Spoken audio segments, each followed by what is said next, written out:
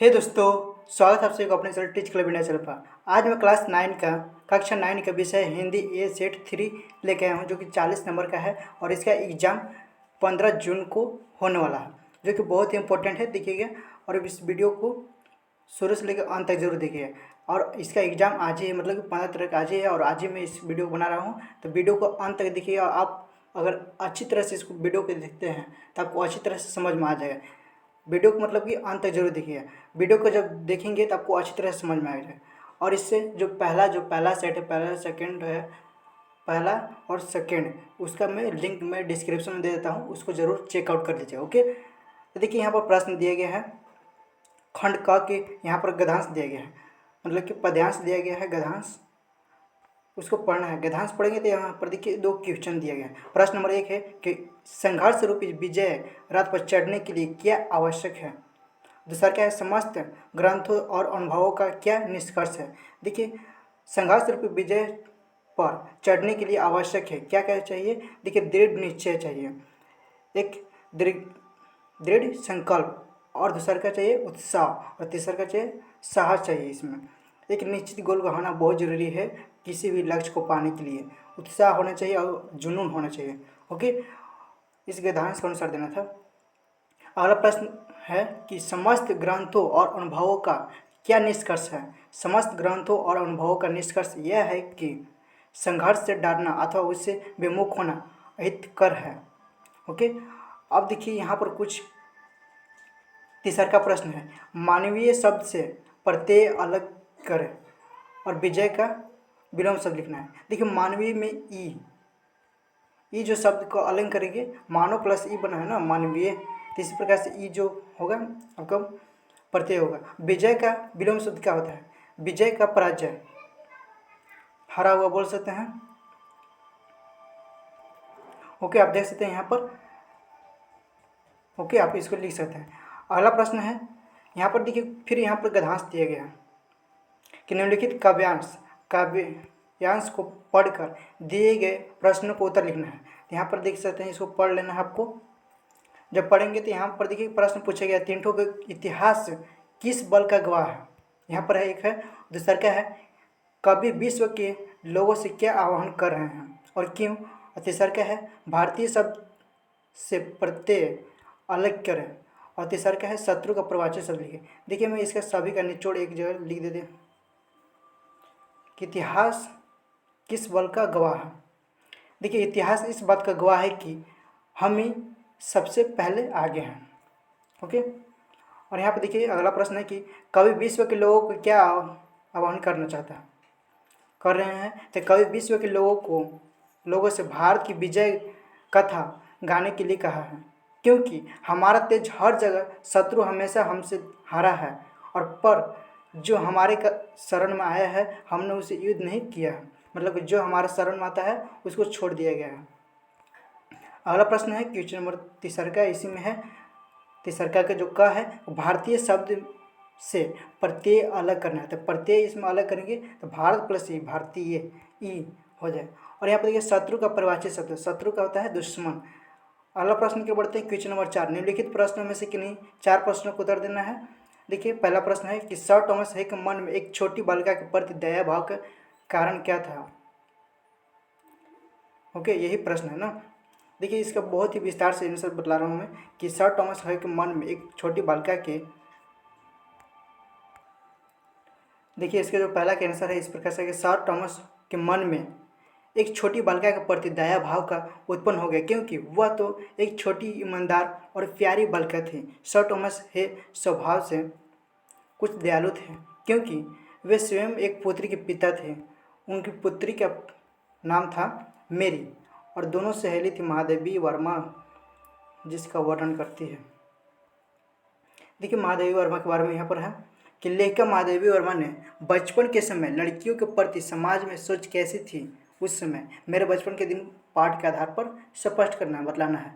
देखिए, लेखिका महादेवी वर्मा के बचपन के समय के बारे में, बचपन के समय उसमें 20वीं शताब्दी की बात हो रहा है, तो आसपास की लड़कियों के प्रति समाज की सोच अच्छी नहीं थी। लोग लड़कियों को बोझ समझकर उनसे जल्द से जल्द छुटकारा पा लेना चाहते थे।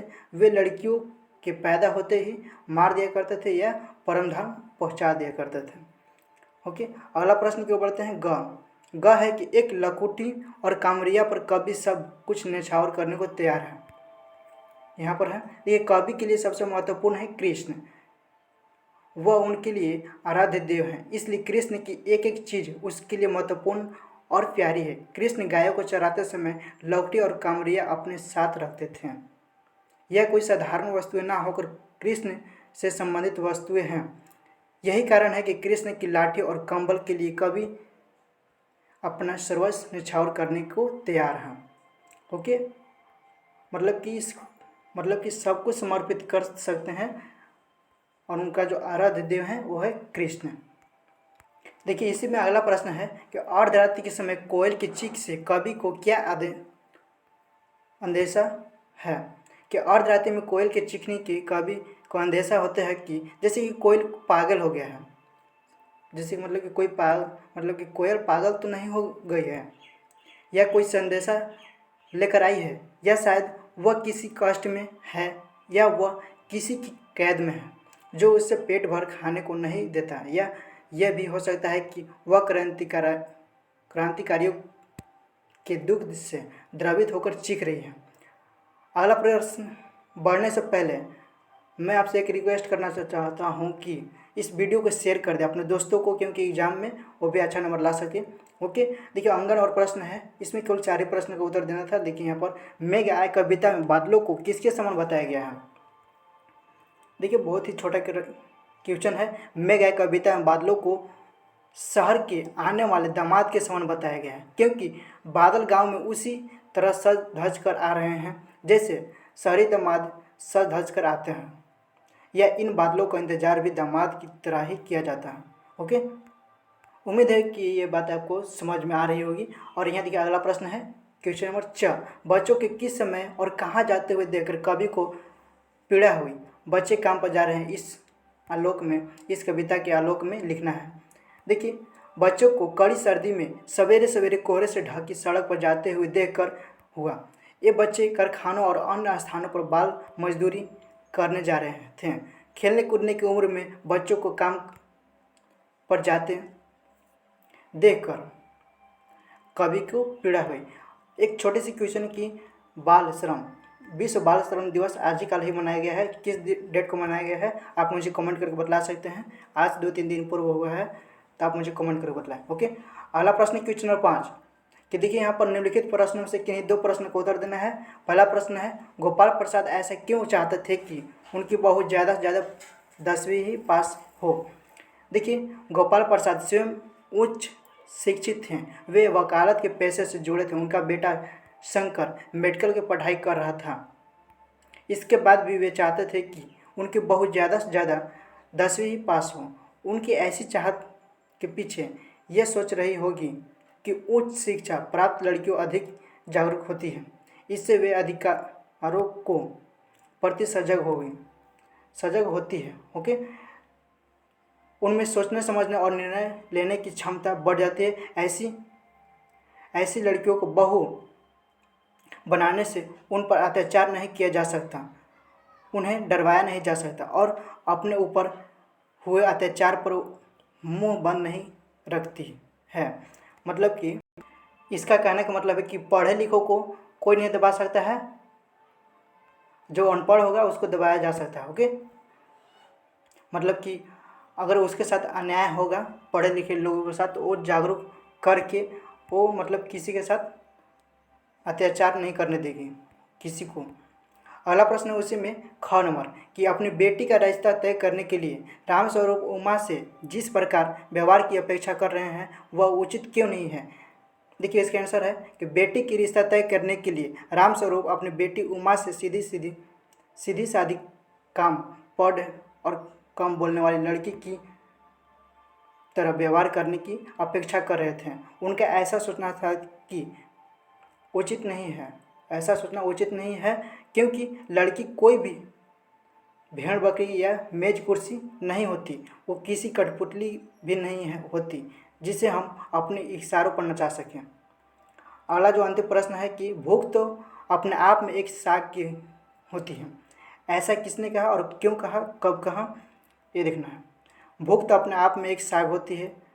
इसका आशय यह है कि यदि भूख लगी हो तो सामने रोटियां हो तो व्यक्ति साग होने या ना होने पर परवाह नहीं करता, बल्कि खाना शुरू कर देता है। भूख से दुखी सूखी रोटियां खाने पर विवश कर देता है। ओके, भूख लगी हो तो साग नहीं देखता कि साग है या कुछ भी हो, ऐसे ही मतलब खाना स्टार्ट कर दे। ओके, और इसमें लिखना है कि उक्त वाक्य घर की मालकिन ने तब कहा जब माटी वाली उनकी दी हुई एक रोटी को चबा चबा कर चाय के साथ गले के नीचे उतार रही थी।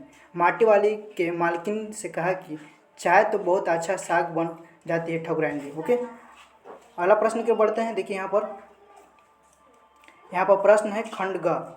या अपना प्रधानाध्यापक को पत्र लिखना है जिसमें मासिक शुल्क क्या करना है, कम करने हेतु लिखना है। और या फिर यहाँ पर लिख सकते हैं ऐतिहासिक के लिए झारखंड के ऐतिहासिक, या फिर देखिए जो क्वेश्चन नंबर 6 है तो क्वेश्चन नंबर 6 का आंसर यहाँ पर देखिए किस प्रकार से है।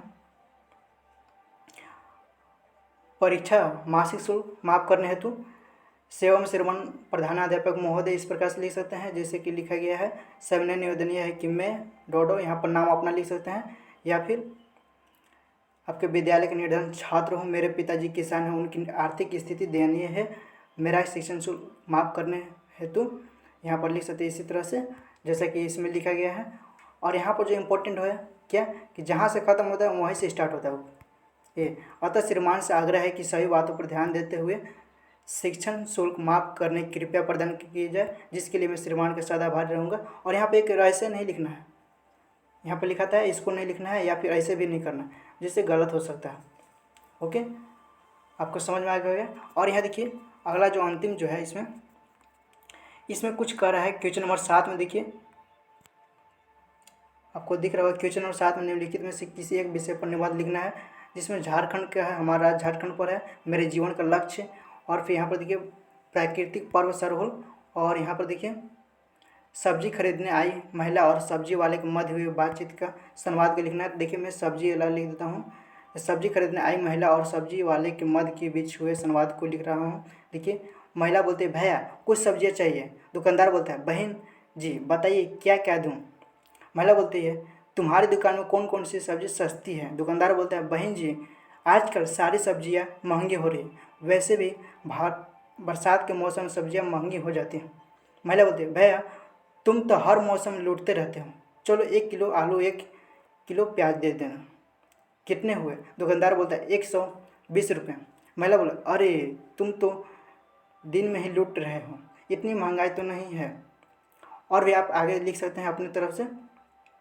ओके, मिलते हैं नेक्स्ट वीडियो में, तब तक के लिए अगर आप हमारे चैनल को सब्सक्राइब नहीं किए हैं सब्सक्राइब करें, क्योंकि ऐसे ही मैं अगले नेक्स्ट वीडियो लेके आता रहूँगा इंग्लिश का। Thanks for watching this video. मिलते हैं नेक्स्ट वीडियो में, तब तक के लिए जय हिंद, जय भारत, जय हिंद साथी।